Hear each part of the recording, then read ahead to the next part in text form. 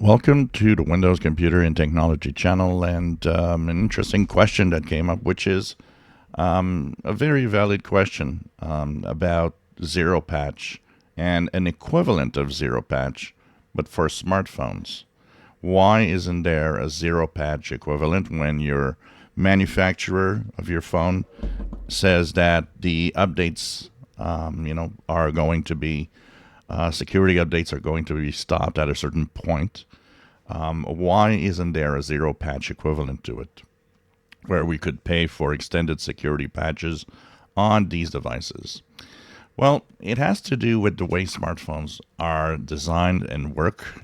The problem with smartphones is that, first of all, there are smartphones that this is not going to work. Why? For example, iPhones and iPads. Why? Because the system is closed down, and Apple does not provide a way for a third-party app to actually patch a security flaw within its operating system, except by doing them themselves. So you already take out a lot of phones when you take out the iPhones. Also, you have Android, and Android has one big flaw for phones: the different ways the manufacturers change the Android operating system to actually have their own way of doing things with it, and their own stores and their own apps.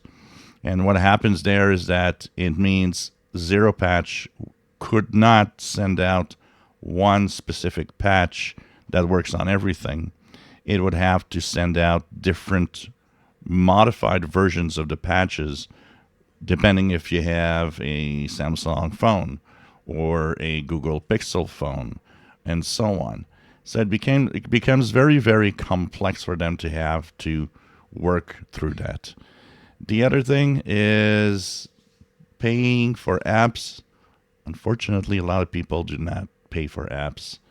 And what happens is that we know that on Android, the number of people that will pay for something is much lower than on iPhones.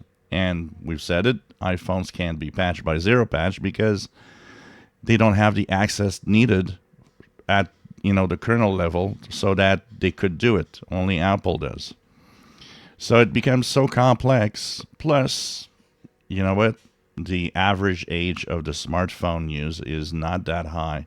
So which means that people have a tendency to buy new phones quite regularly and upgrade their phones quite regularly. It's not true for everyone. Some people keep their phones.